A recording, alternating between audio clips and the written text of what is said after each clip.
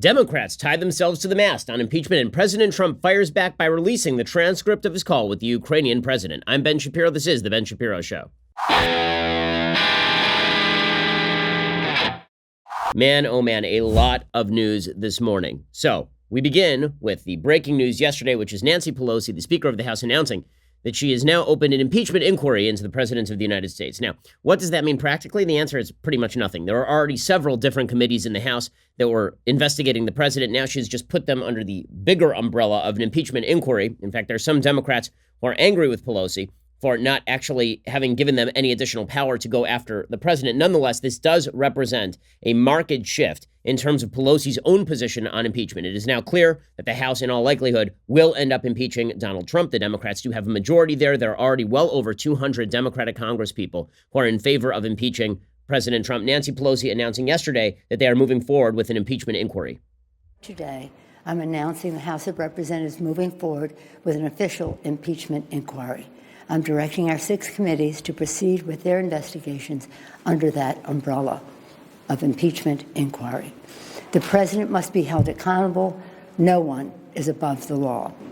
And she continued by explaining that President Trump's actions here betrayed his oath of office. Specifically, it is unclear what are the grounds for impeachment. So there are 3 possible grounds for impeachment that have been presented by Democrats and the media.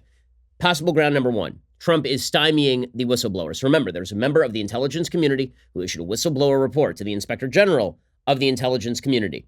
The Inspector General found that report urgent enough to report its existence to Congress, at which point the Director of National Intelligence stepped in and said, hold up a second, this does not fulfill the statutory requirements. We can't turn over the whistleblower report. Congress then said, well, no, actually you have to, according to the law. So that is an actual conflict over executive privilege and what exactly is supposed to be turned over. So rationale number 1 is the possibility that Congress says President Trump is engaged in a cover-up, he should be impeached. He won't release the whistleblower report, he should be impeached. That's possibility number 1. Then there's possibility number 2. Possibility number 2 is that just the stuff that Trump has admitted to is already impeachable.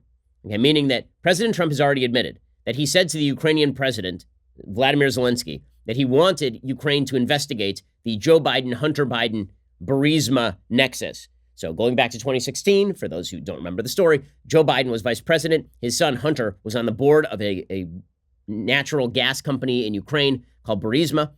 And Hunter Biden shouldn't have been on that board. There was no reason for him to be on that board other than the fact that Hunter Biden was related to Joe Biden. Joe Biden then threatened to withhold $1 billion in American loan guarantees to Ukraine unless Ukraine got rid of a particular state prosecutor in Ukraine. Now, to be fair to Biden, that prosecutor was well believed to be corrupt by the IMF, the International Monetary Fund, by the European Union, by the Obama administration. And there are certain reports that suggest, Bloomberg, that the Burisma investigation being undertaken by that prosecutor was already defunct. Nonetheless, Biden has openly bragged that he got that prosecutor fired. Now, he didn't brag that he got him fired in order to protect his son. That was sort of the conclusion that a lot of people took away from the story, although the evidence isn't totally there to support it. So President Trump wanted Ukraine to investigate that. So the grounds for impeachment number 2 that Democrats could be putting forward is that Trump, merely by mentioning Joe Biden to the Ukrainians, by saying to the Ukrainians, would be great if you investigate, that just by doing that, he has stepped into impeachable territory. That is very weak sauce. Probably not. Bad behavior. President should not be going to foreign countries and asking for their help in investigating his political opponents. But to be fair, Hillary Clinton did the same thing in 2016 when she worked with, wait for it, the Ukrainian ambassador in order to find information about Donald Trump's campaign manager, Paul Manafort. So that is grounds number 2, and it is a weak grounds. And then there's grounds number 3. And this is the one we are all sort of waiting to see if there's another shoe that drops. And that is the quid pro quo grounds. Now, if President Trump went to Ukraine and said, listen, got a bunch of military aid, right here, $400 million in military aid. And I'm not going to give it to you. I know that you are under pressure from the Russians. I know that you are fighting a proxy war with Russian-backed insurgents in Ukraine. And you know what? I'm just not going to give you the military aid that you need unless you do what I want and investigate my political opponent. That's impeachable. Right? That is a quid pro quo. That is presumably bribery. It's a violation of criminal statute. It's a serious problem for Trump. So Trump has already admitted that he talked to the Ukrainians about Biden. The question is whether he connected that with aid, whether he was saying, okay, your aid is withheld unless you do what I want. Okay, so that is the background to all of this. We're going to get to the rest of Nancy Pelosi's announcement and then the big breaking news of the day, President Trump has released the transcript of his call with Vladimir Zelensky, and it casts more shadow than light. Let's put it that way. Okay, it does not clear anything up. It does not exonerate the president. It also does not damn the president. It is an absolute Rorschach test. And I'm going to read you nearly the entire transcript so you can make up your mind for yourself so that you can understand what is going on and why two possible interpretations still exist of what Trump is saying in that phone call. We'll get to that in just 1 second. First, let's talk about the importance of the Second Amendment. When the founders crafted the Constitution, the first thing they did was to make sacred the rights of the individual to share their ideas without limitation by their government. That's the First Amendment. The second right they enumerated was the right of the population to protect that speech and their own persons with force. That would be the Second Amendment. I'm a gun owner because I want to protect my family. And there are a lot of people who threaten us. I'm a gun owner because I want to protect my country against tyranny, because I don't believe that individual citizens in the United States who are law-abiding should be unable to defend themselves against the encroachments of people who seek to destroy their rights. Well, owning a rifle is an awesome responsibility. Building rifles is no different. Started in a garage by a Marine veteran more than 2 decades ago, Bravo Company Manufacturing, BCM for short, builds a professional-grade product built to combat standards. Bravo Company Manufacturing is not a sporting arms company. They design, engineer, manufacture life-saving equipment. The people at BCM assume that when a rifle leaves their shop, it will be used in a life or death situation by a responsible citizen, law enforcement officer, or a soldier overseas. To learn more about Bravo Company Manufacturing, head on over to BravoCompanyMFG.com. You can discover more about their products, special offers, and upcoming news. That's BravoCompanyMFG.com. If you need more convincing, find out even more about BCM and the fantastic people who run it. It's a great company over at YouTube.com/Bravo Company USA. That is YouTube.com/Bravo Company USA. Okay, so Nancy Pelosi moves on with her announcement of this impeachment inquiry by suggesting that President Trump has taken actions that betray his oath of office. The president has admitted to asking the president of Ukraine to take actions which would benefit him politically. The actions of the Trump presidency revealed the dishonorable fact of the president's betrayal of his oath of office, betrayal of our national security, and betrayal of the integrity of our elections. Okay, so obviously the question is whether she comes up with the grounds. Does Nancy Pelosi come up with the grounds? Now, it is worthwhile mentioning, just as an aside, that Nancy Pelosi didn't used to be quite as gung-ho about impeachment when it was a Democrat in office. Here's Nancy Pelosi circa 1998 talking about how impeachment is a terrible, terrible idea with regard to President Bill Clinton. Today, the Republican majority is not judging the president with fairness, but impeaching him with a vengeance. In the investigation of the president, fundamental principles which Americans hold dear, privacy, fairness, checks and balances, have been seriously violated. And why? Because we are here today because the Republicans in the House are paralyzed with hatred of President Clinton, and until the Republicans free themselves of this hatred, our country will suffer. Okay, well, you could easily flip Clinton for Trump here, and you could say the same thing about the Democrats. They've spent 2.5 years trying to impeach Trump over Russia allegations that turned out to be sheer nonsense, and now they're trying to go after Trump on this Ukrainian stuff. So if you're a Republican, that is going to be your gut reaction to this latest crusade by Democrats. Amazing how quickly they swiveled from Russia to Ukraine. I mean, like literally within a matter of weeks. Okay, now, the question remains, what exactly did President Trump do here? Because, again, we got to get the standard straight. The Democrats are already shifting the standard. They are moving the standard. Right? They've been saying things like nobody is above the law, and President Trump has already engaged in bad behavior that he's admitted to. Right? AOC is already out there suggesting that Trump has admitted to impeachable offenses. In other words, we don't even need to do an investigation. He's already impeached. Ultimately, I think what is going on is that the president has committed several impeachable offenses. He himself, what he has admitted to is already impeachable, regardless of future developments. What he has already admitted to is an impeachable offense, among others. I anticipate, and I believe there'll be discussion as to whether when we draft or when the judiciary examines the question on filing potential articles of impeachment, what those articles will include. Okay, so the Democrats, the more radical Democrats are saying we don't even need an inquiry. We don't need an investigation. It's a done deal. We're impeaching. But the actual standard that Democrats set here is going to be the one that they are held to. So if they believe that it's enough to impeach Trump just over he requested help on Biden from the Ukrainians, go for it, man. Really, have at it. If you think the American people are going to go along with that, I really, really doubt it. I really doubt it. Now, Nancy Pelosi may think that, right? I mean, Nancy Pelosi came out yesterday and she says the public understands the Trump-Ukraine allegations better than they did the obstruction of justice allegations, so maybe we have a better case for impeachment here than we did on the Mueller report. This is about the Constitution of the United States, and we have many other, shall we say, candidates for impeachable offense in terms of the Constitution of the United States. But this one is the most understandable by the public. And it's really important to know this. There is no requirement there be a quid pro quo in the conversation. Okay, so she's shifting the standard. Is there a quid pro quo? Is there not a quid pro quo? Unclear what she wants. So she can try to impeach on the basis of no quid pro quo, right? She can. But I think that is going to fail dramatically. If she believes the American people are going to throw Trump out of office in ignominy based on he asked Zelensky in Ukraine to look into Joe and Hunter Biden and Burisma, I don't think so.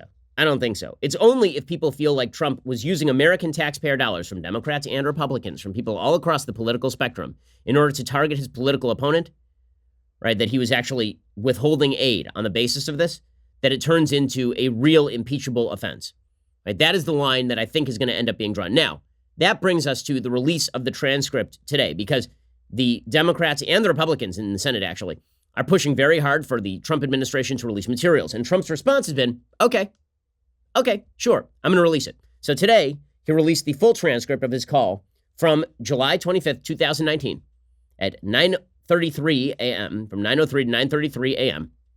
He released the full transcript of that call to the public with Vladimir Zelensky, the president of Ukraine. We're going to go through it line by line in just 1 second. First, let's talk about your sleep quality. So I got to tell you, when I'm on the road, I just do not sleep well. And one of the reasons I don't sleep well, not just because I'm not in my own bed, but really because I'm not in my own bed, right? I'm not in my own mattress. I'm not on my own mattress.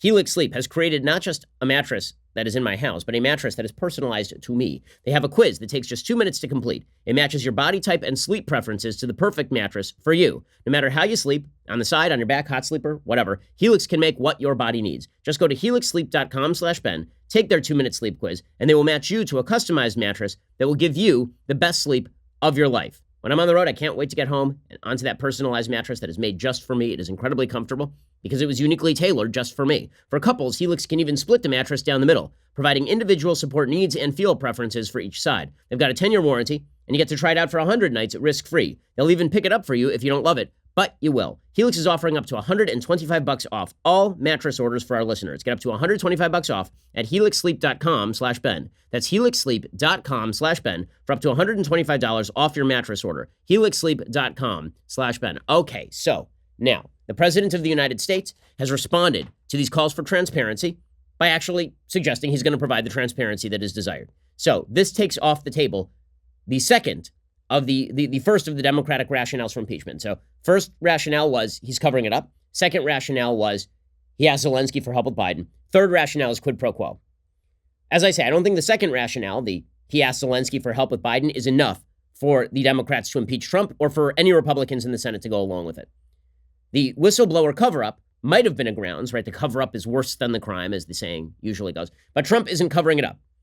So as it turns out, the White House is now going to work with Congress not only to release the transcript of this conversation between Zelensky of Ukraine and the President of the United States, but also they're going to work to release the whistleblower complaint. And we'll get to that in a moment. But today the big news was that they dropped the full transcript. And a couple of preliminary words about the full transcript. How you interpret this transcript is almost entirely dependent on what you think of Trump as a human being. This is true of nearly every conversation that you think about. Right? Any conversation you think about, if you were to read a transcript of that conversation and you'd remove the name of the person saying things, that would make a very big difference in how you interpret the conversation. Right? Whether I'm speaking to my wife or my business partner, that makes a big difference. They can say the exact same thing and it means two completely separate things. So your impression of Trump and what he is as a person, is he a scattered thinker? Is he somebody who sort of just blurts out what is on his mind? Is he somebody who says ill-advised things and then walks them back? Or is he somebody who plans? Is he a bully who plans? Right? Is he somebody who sits there and applies leverage, turns the screw on people, and that's really what he desires to do? Or is he just a guy who has sort of these fragmentary thoughts Maybe he's a bully. Maybe he's a bull in the china shop, but he sort of has fragmentary thoughts and he spits things out there and he doesn't mean them seriously and then he walks them back. Now, the answer may be that he is both of those things, and it sort of depends on the time of day. But that doesn't clear it up. So, as we will see from the transcript, your interpretation of who Donald Trump is really heavily affect how you're about to hear the transcript that we are about to read. Okay, so here is the transcript. We're going to go through it so you have all the information. Because again, on this show, we try to provide you all the information, and then I'll provide analysis. But you can make up your own mind, because on major issues of the day, you should. You're an adult. So here's the transcript. The president opens the call by congratulating Zelensky on his big win. He says, "Congratulations on a great victory. We all watched from the United States, and you did a terrific job. The way you came from behind somebody who wasn't given much of a chance, and you ended up winning easily. It's a fantastic achievement. Congratulations." Zelensky then says, "You're absolutely right, Mr. President. We did win big, and we worked hard for this. We worked a lot, but I would like to confess to you that I had an opportunity to learn from you. We used quite a few of your skills and knowledge, and were able to use it as an example for our elections. And yes, it is true that these were unique elections. We were in a unique situation that we were able to achieve a unique success. I'm able to tell you the following. The first time you called me to congratulate me when I won my presidential election, and the second time you are now calling me when my party won the parliamentary election. I think I should run more often so you can call me more often and we can talk over the phone more often." Okay, so first thing to note, it is obvious that Zelensky's trying to butter Trump up. I mean, that is obvious, because, and why wouldn't he? Right? If you are a foreign leader and you've watched President Trump do foreign relations for the last couple of years, what you know more than anything else is if you develop a warm personal relationship with Trump, he is more likely to give you what you want. So this does add a wrinkle. Okay, so people have been saying that Trump is requesting a quid pro quo. What if it was Zelensky who was actually sort of requesting the quid pro quo? In other words, what if Trump was holding up the Ukrainian aid for what he thought were good reasons, and Zelensky was trying to get Trump to release the aid by buttering Trump up? Right? Well, what if that was the actual case? Because the transcript kind of reads like that. I mean, from the very beginning, you've got Zelensky talking about how he learned from Trump in his election cycle and all this kind of stuff. Like, it is obvious that his advisors told him, you know what you should do? You should really massage Trump. You should massage him, right? Look how Kim Jong-un massages him. Look how Bibi Netanyahu massages him. Look how the Eastern European leaders in the area massage him. The Orbans of the world massage him. If you massage him, things will go better for you. And Zelensky is taking that tack right from the outset. Right from the outset, he is saying to Trump, you know, I want to be just like you, Mr. Trump. And so there is that aspect of the conversation. And the other side of the conversation does matter, because as we will see, some of the topics that are brought up in the conversation that have to do with things Ukraine can do for the United States are actually brought up by Zelensky, not by Trump.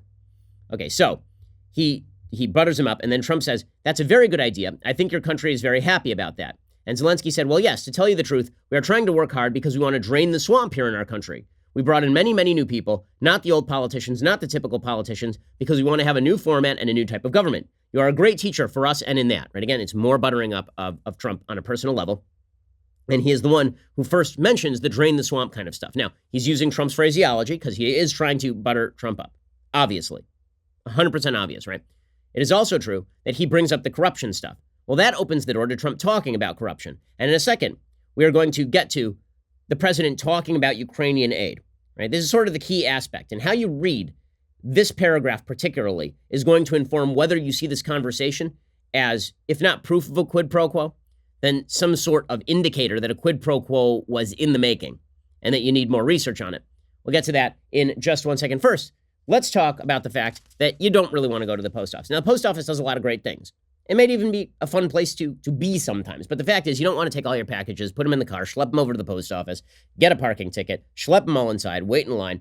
The post office is great, but you don't have time for that. Instead, you should be using Stamps.com. Stamps.com brings all the amazing services of the U.S. Postal Office directly to your computer. Whether you're a small office sending invoices, an online seller shipping out products, or even a warehouse sending thousands of packages a day, Stamps.com can handle it all with ease. You simply use your computer, and you can print official U.S. postage 24/7 for any letter, any package, any class of mail, anywhere you want to send it. Once that mail is ready, you just hand it to your mail carrier or you drop it in a mailbox. It is indeed that simple. Stamps.com is a no-brainer. It saves you time. It saves you money. It's no wonder over 700,000 small businesses already use Stamps.com.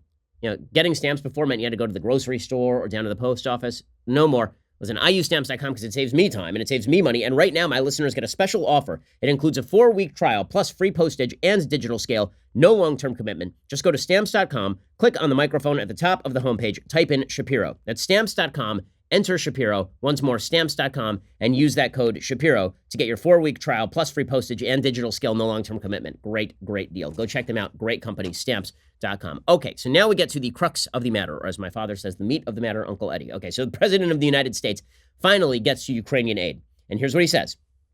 I'm going through the transcript here. It's very nice of you to say that.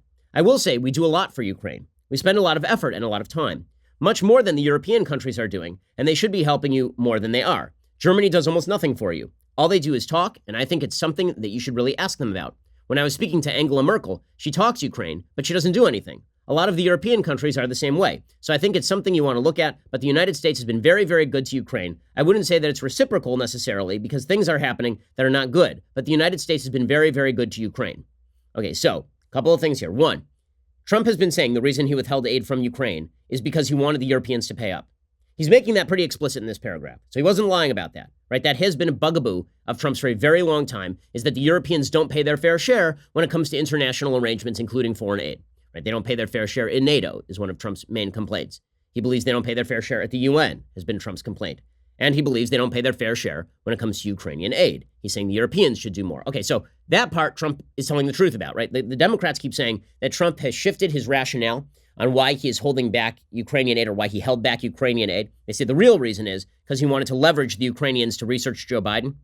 But Trump has said, well, there are a couple of reasons. One is because the Europeans should pay more. Okay, he says that explicitly in the call. And the other is because of generalized concerns about corruption. And that brings us to that last line right there. Right? He says, I wouldn't say that it's reciprocal necessarily because things are happening that are not good, but the United States has been very, very good to Ukraine. Now, when he talks about reciprocal, does he mean I need you to give me something and then I'll give you something, right? Which looks more like a quid pro quo. Or does he mean simply we give you a lot of aid and you're not doing a great job over there? Right? There are corruption issues over there. Because if that's the question, then that's exactly what Joe Biden said to Ukraine back in 2016, right? Joe Biden said you don't get $1 billion in loan guarantees unless you clean up your act. So it sounds like Trump could be saying that too.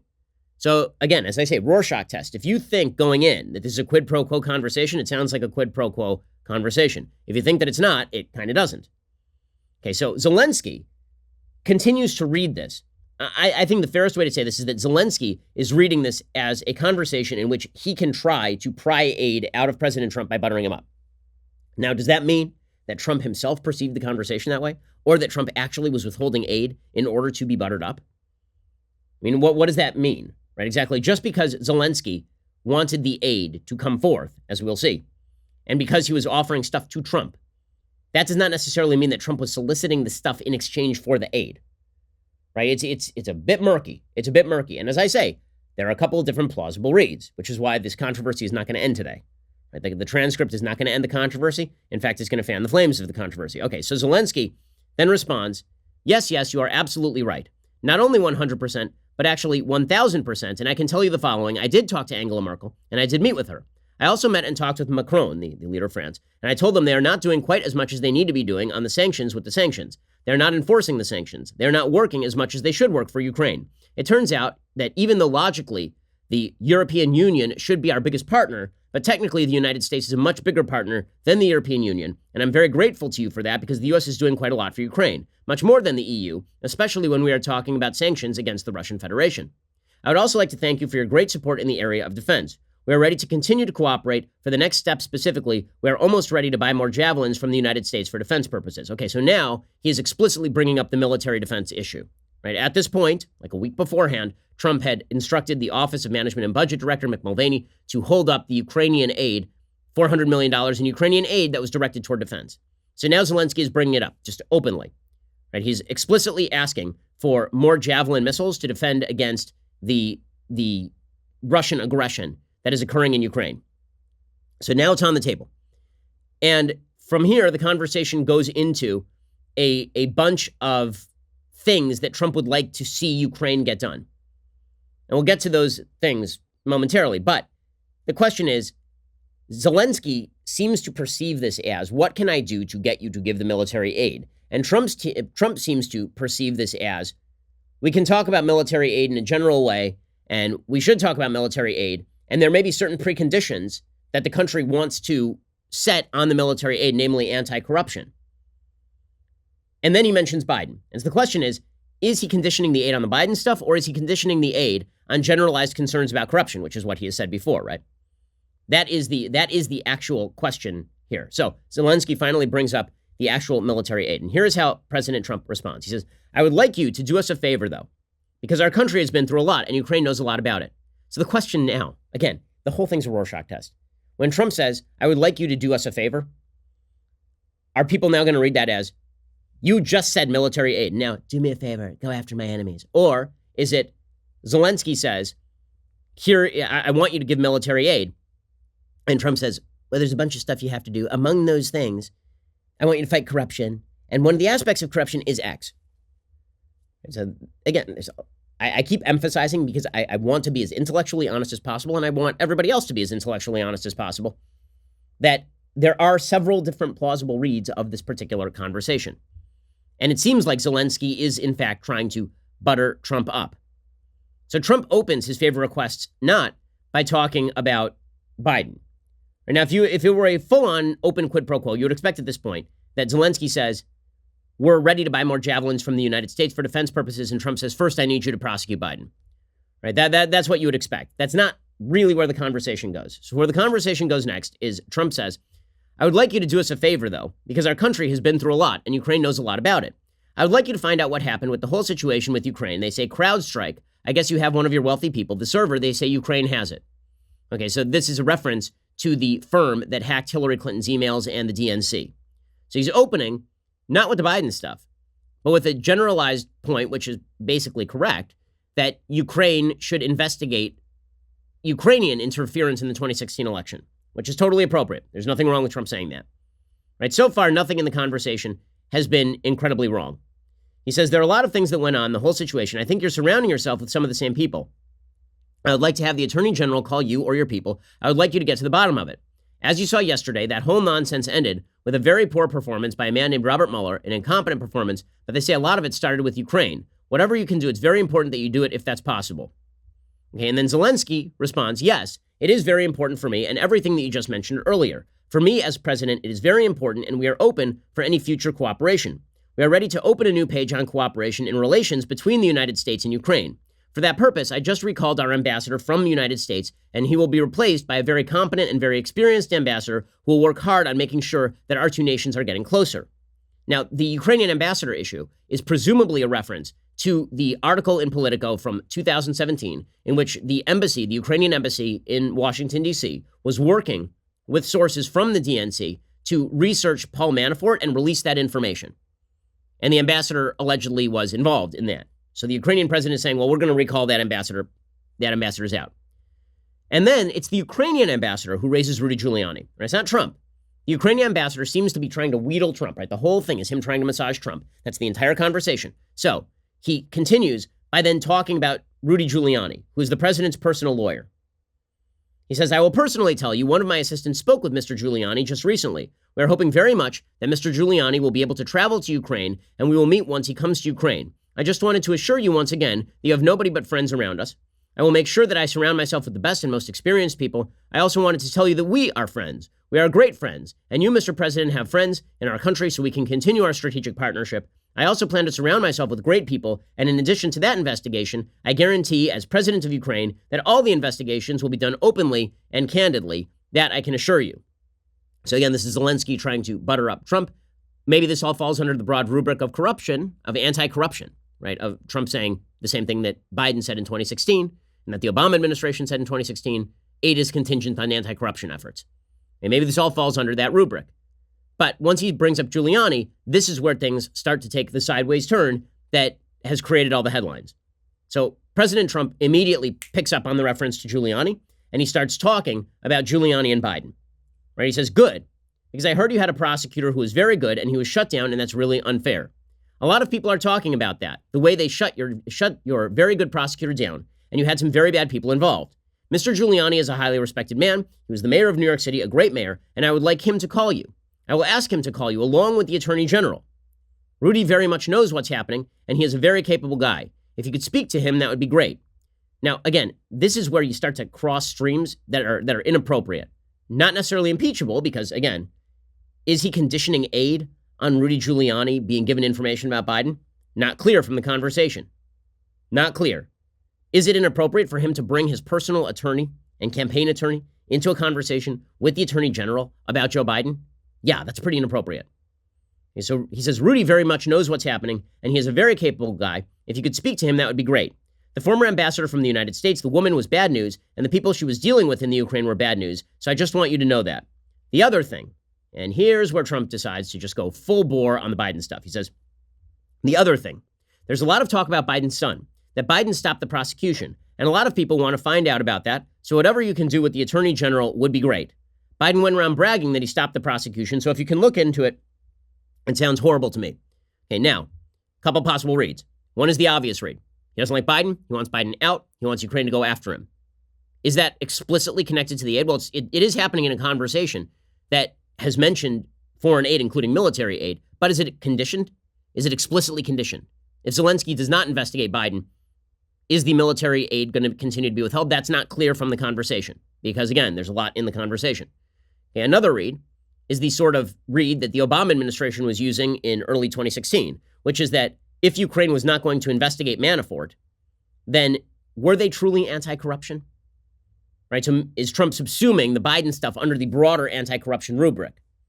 I would say it's a pretty flattering read for President Trump. That doesn't sound particularly accurate to me. But Trump brings up Biden, and then Zelensky says, I wanted to tell you about the prosecutor. First of all, I understand and I'm knowledgeable about the situation. Since we have won the absolute majority in our parliament, the next prosecutor general will be 100% my person, my candidate, who will be approved by the parliament and will start as a new prosecutor in September. He or she will look into the situation, specifically to the company that you mentioned in this issue. The issue of the investigation of the case is actually the issue of making sure to restore the honesty. So we'll take care of that and we'll work on the investigation of the case. Right? So Zelensky is now putting this in the broader rubric, not of the campaign, but of anti-corruption efforts that he's trying to prove to Trump. And he says, on top of that, I would kindly ask you if you have any additional information that you can provide to us. It would be very helpful for the investigation to make sure that we administer justice in our country with regard to the ambassador to the United States from Ukraine. As far as I recall, her name was Ivanovich. It was great that you were the first one who told me she was a bad ambassador because I agree with you 100%. Her attitude toward me was far from the best, as she admired the previous president and she was on his side. She would not accept me as new president well enough. And Trump responded, well, she's going to go through some things. I will have Mr. Giuliani give you a call. I'm also going to have Attorney General Barr call and we'll get to the bottom of it. I'm sure you will figure it out. I heard the prosecutor was treated very badly and he was a very fair prosecutor. So good luck with everything. Your economy is going to get better and better, I predict. You have a lot of assets. It's a great country. I have many Ukrainian friends. They are incredible people. Okay, and then Zelensky responds with continuing to butter up Trump. And so you can tell that we're going to talk about the general dynamics in just a second of the call, what it means going forward, and really why this is sort of the opening of the investigation, not the end of the investigation. Zelensky says, I would like to tell you I also have quite a few Ukrainian friends that live in the United States. Actually, last time I traveled to the U.S., I stayed in New York near Central Park, and I stayed at the Trump Tower. Right, this is him again trying to just massage Trump. He said, I will talk to them, and I hope to see them again in the future. I also wanted to thank you for your invitation to visit the U.S., specifically Washington, D.C. On the other hand, I also want to ensure you that we'll be very serious about the case and we'll work on the investigation. So he is picking up on Trump's focus on the Biden stuff and saying, I would love to do that. So it is possible, again, that there's a bit of a disconnect here, or it's possible there's no disconnect. So if there's a disconnect, the disconnect is Trump talking about aid and then being like, also, just as a general rule, there's a bunch of stuff I want you to do. And then Zelensky taking that as, oh, if I want the aid, I have to do X, Y, and Z.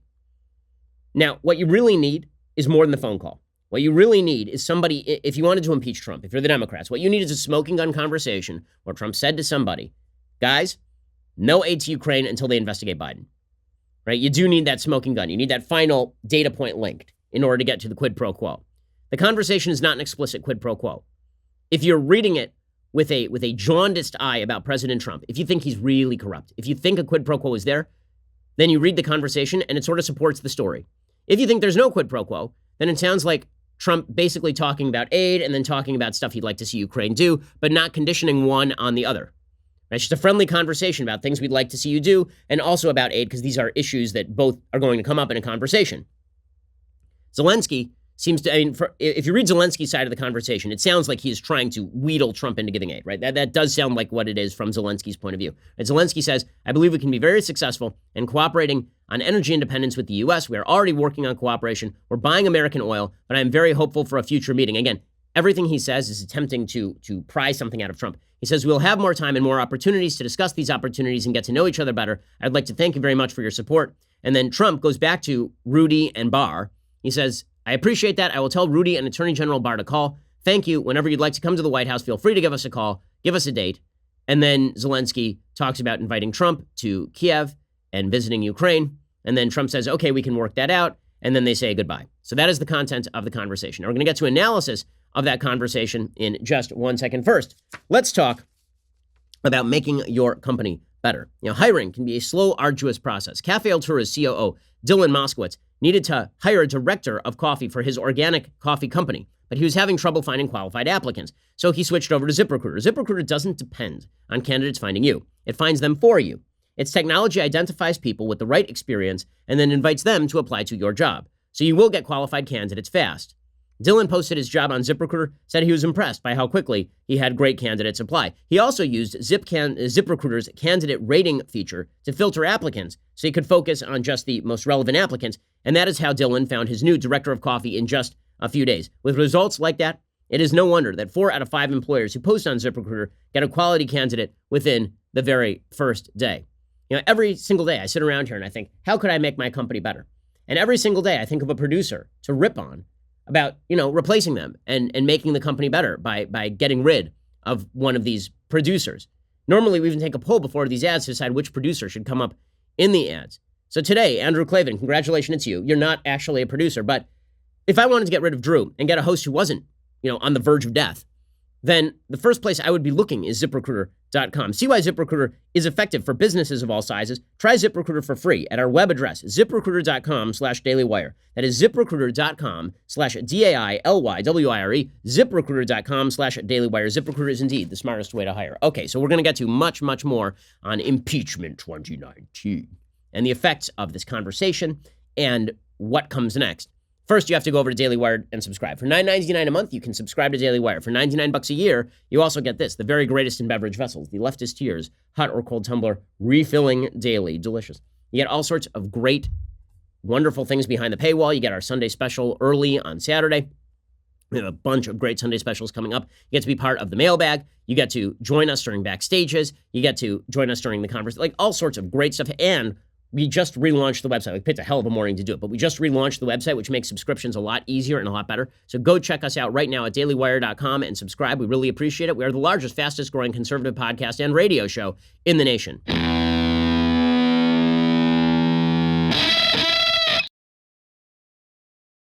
Alrighty, so the bottom line about this conversation, if you had to sum it up in one line, is that this is the beginning of the inquiry, not the end. Because it is a Rorschach test, because it is plausible to read the conversation as a sort of soft quid pro quo, if you don't hand over the, if you don't give me what I want, you don't get the aid conversation. And it is also plausible to read it as, let's talk about the aid.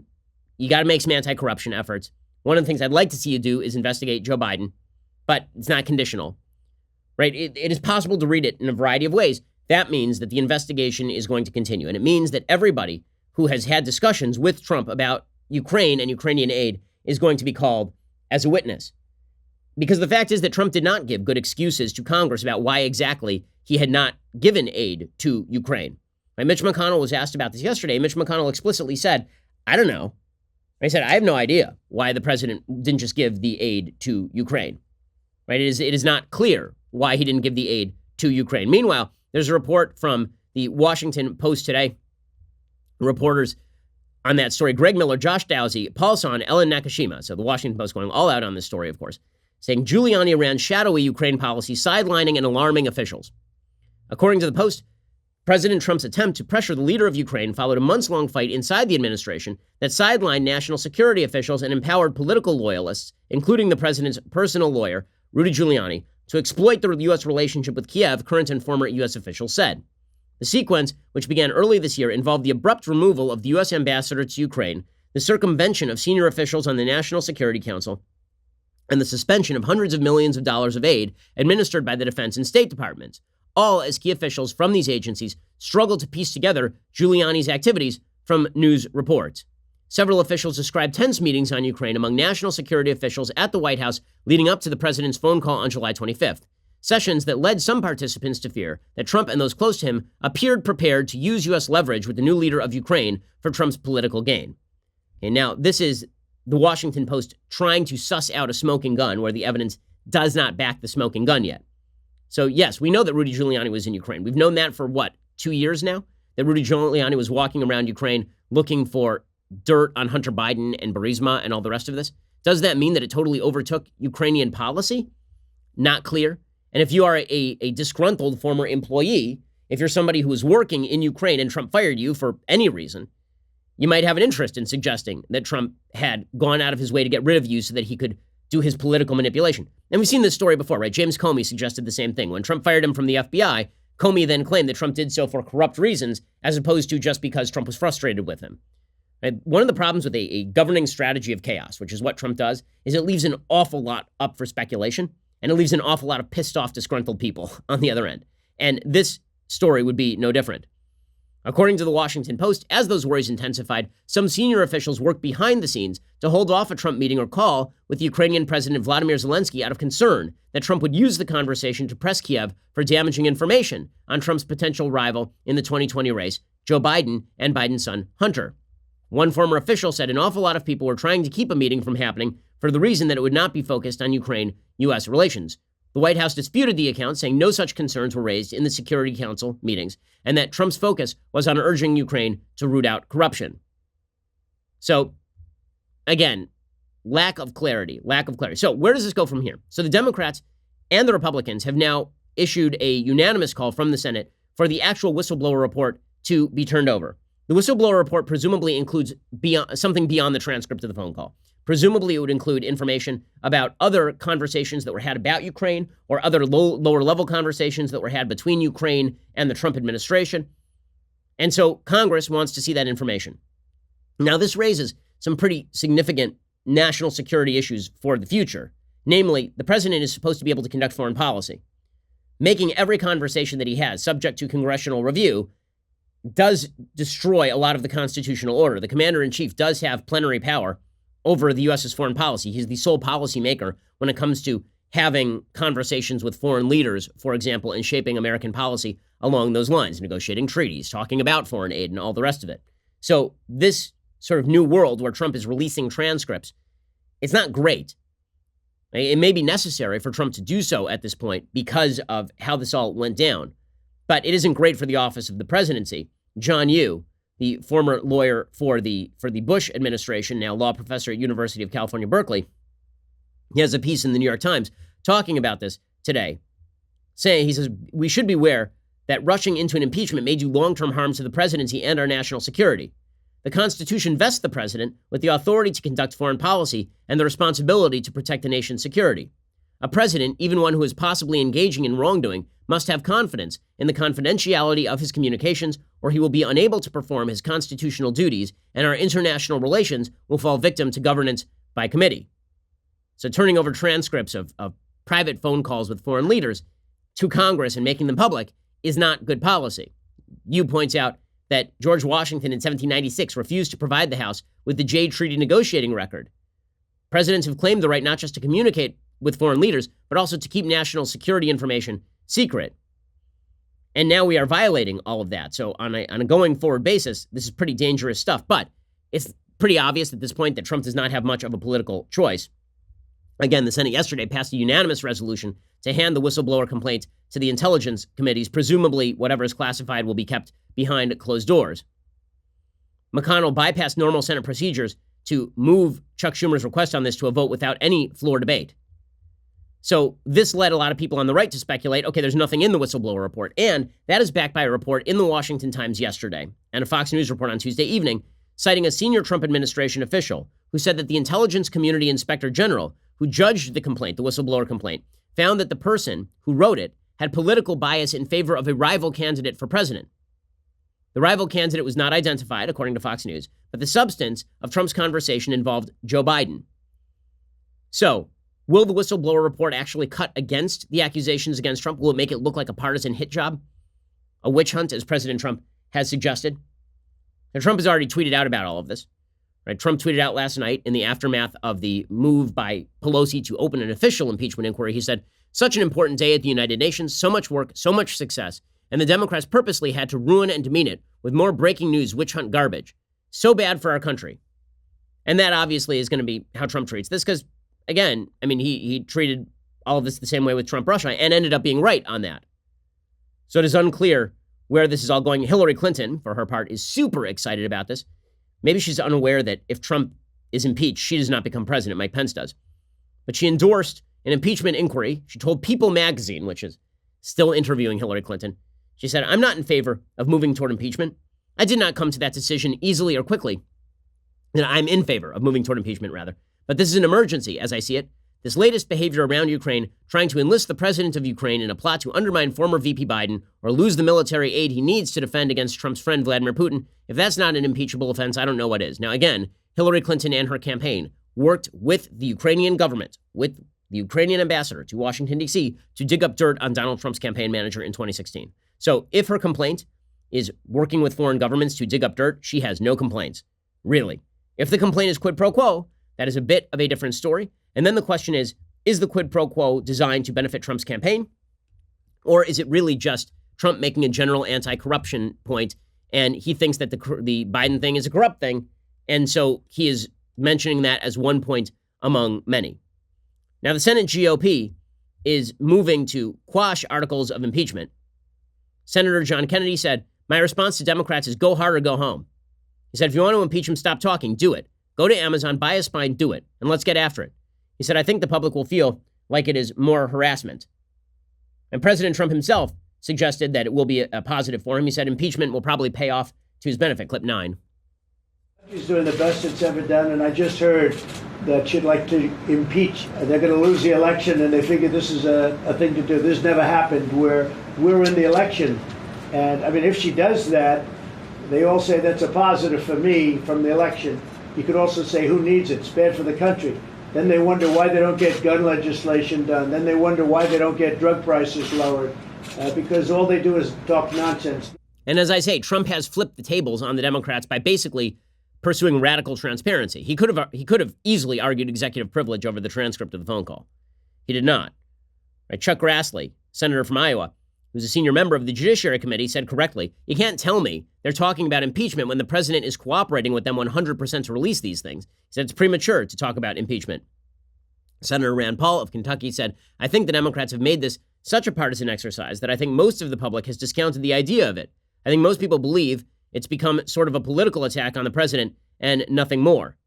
Paul did hedge his bets a bit. He said it's hard to predict exactly how events are going to unfold. Now, President Trump's campaign is ramping up fundraising, and he sees this presumably as a big winner with his base because now it looks like they're coming after him and coming after him hard, which presumably they are. The asks began as House Speaker Pelosi prepared her announcements. There were emails, text, tweets, a video directing Trump supporters to a new Republican portal designed to capitalize on Trump's army of online donors, according to the Washington Post. There's an email to supporters Tuesday afternoon. It said, "The Democrats thrive on silencing and intimidating his supporters like you, friend. They want to take your vote away. President Trump wants to know who stood with him when it mattered most." So watch for Trump to pick up serious money in the aftermath of the Democrats pushing for impeachment. Meanwhile, even Tulsi Gabbard in the Democratic Party, who just made the next Democratic debate, actually, which should be fascinating because she's a machine when it comes to destroying other Democratic politicians. See Kamala Harris. Tulsi Gabbard came out yesterday. She said, "I'm not so sure about this whole impeachment thing, guys." My position remains the same. I think that impeachment would be terribly divisive for our already very divided country. Even on an impeachment inquiry. I think Congress needs to exercise oversight over, the information that's been leaked. I think that it's important that this transcript is released to Congress so that Congress can do its job. But I think the question of impeachment really would further tear apart an already divided country. I think it's important that Donald Trump is defeated. I believe I can defeat him in 2020, but it's the voters who need to make that choice unequivocally. I mean, the bottom line here is that that's probably correct. Nancy Pelosi did not have much choice. She was being bullied by her own caucus. And with the new reports, the momentum hit fever pitch, and she just could not hold back the dam anymore. She could not hold back. She was standing there trying to hold back that dam, and the Democrats have just overcome her. So likeliest scenario here, Trump gets impeached in the House because the Democrats have a majority. It goes to the Senate. But are they going to uncover any real information about a quid pro quo here? And Democrats are going to suggest that the transcript itself is dispositive. It is not. They need more information. They need to connect all the dots. All the dots have to be connected if you want to impeach somebody. Otherwise, you have an opportunity to get rid of him in 14 months if you don't like him. If the Democrats shoot here and they miss, it's going to be really, really bad for them. If Donald Trump survives an impeachment attempt, and it looks like Democrats basically went out there on a limb and are mad because Trump mentioned Joe Biden to the president of Ukraine, I think most voters are jaded enough that they are not going to see that as Democrats standing on principle and impeaching Trump for violation of constitutional duty. They're going to see it as Democrats being partisan hacks who are attempting to destroy the president of the United States. Okay, time for a quick thing that I hate. There are no things I like today because there's really not much to like. It is time for a quick thing that I hate. Okay, so you want to hear the most garbage story of the day, maybe of the week, maybe of the year. I mean, this is just a massively garbage story. So there was this guy named Carson King. Carson King is a security guard who works in Iowa, and he's a fan of Iowa State. So he went to a game, and at this game, he held up a sign. On September 13th, the sign read, "Busch Light Supply needs replenishing. Venmo Carson King 25. Okay, he did that. He held up the sign at ESPN College Game Day at Jack Trice Stadium in Ames. And then the sign garnered national attention, and people around the country started just randomly giving him money. Within a day, within 2 days, people had given him over $1 million for beer. I mean, it's just like a funny social media thing. People just gave him over $1 million for beer. And then he did something pretty incredible, right? He's raised over $1 million. That's enough to retire on in Iowa, right? And Carson King took that money. He's 24 years old. He took that money and he gave it to the University of Iowa Stead Family Children's Hospital for cancer research. He took that entire $1 million and he handed it over for cancer research. That's an amazing story, right? That's an amazing story. But because we live in the worst timeline, social media then decided to destroy this guy. And so what did they do? People went back into his Twitter account. They found something that he tweeted that was racist 8 years ago when he was 16 years old. He made some sort of reference, quoting and referencing the show Tosh.0, which is the show on Comedy Central. It was a racially charged message. Okay, and he had a contract with Anheuser-Busch, which had announced that it would match his donation to the University of Iowa Stead Family Children's Hospital. And they ripped away whatever they were doing with him. They said they would no longer associate with him. He held a press conference on Tuesday to discuss the post. He said, 8 years ago, when I was a sophomore in high school, I made some social media posts with my friends that quoted and referenced the show Tosh.0. One of those posts was brought to my attention by a member of the media today. He said the Des Moines Register, who uncovered this, has been nothing but kind in all their coverage. I appreciate the reporter pointing out the post to me. I want everyone to understand this was my decision to publicly address the post and apologize. I believe that is the right thing to do. Anheuser-Busch said Carson King had multiple social media posts that do not align with our values as a brand or as a company, and we will have no further association with him. We are honoring our commitment by donating more than $350,000 to the University of Iowa hospitals and clinics. The content of the offensive posts have not been released. The Des Moines Register reports that the posts compared black mothers to gorillas and made light of black people killed in the Holocaust. Okay, so let's take it for granted that the posts are terrible. He was 16 years old, a sophomore in high school. He is only now famous because he just gave $1 million. He's not a wealthy dude. He gave $1 million he received in donations to cancer research, and so he must be canceled. So you just canceled a guy who, again, is like lower middle class, it sounds like. You canceled that guy for the great crime of having risen to public prominence on the back of doing something incredible. And you canceled him because of something he said in high school when he was 16 years old. Guys, your standard's garbage. And you are garbage, frankly. And if you're the Des Moines Register and you reported on this, you are garbage. If you're a reporter who decided that this was newsworthy, it's because you're a garbage human being. It is simply not newsworthy. And if you're really concerned about this sort of activity, you know what you would have done? Honestly, you would have gone to Carson King and you would have said, dude, you have these old social media posts. You might want to delete them or you might want to address them publicly, but I'm not going to report on them because I don't think that's fair. But that's not what happened. It is gross. It is disgusting. It is wrong. But this is the world we live in, where as soon as someone reaches any level of prominence, they must be canceled if they have ever said a wrong thing. Just despicable. So, this is the timeline in which we live, and it is gross. Okay, later today, we'll have 2 more additional hours of content with all the breaking news, and then we'll be back here tomorrow with all of the breaking news. I promise you, it's only a Wednesday, guys. There's going to be a lot of breaking news. President Trump, sometime this week, will release the whistleblower complaint. News breaking hot and heavy, so keep it right here. You're listening to The Ben Shapiro Show.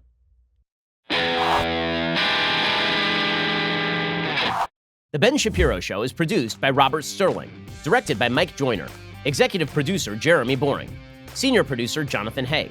Our supervising producer is Mathis Glover, and our technical producer is Austin Stevens. Assistant director Pavel Wydowski, edited by Adam Sayevitz. Audio is mixed by Mike Coromina. Hair and makeup is by Jesua Olvera. Production assistant Nick Sheehan. The Ben Shapiro Show is a Daily Wire production. Copyright Daily Wire 2019.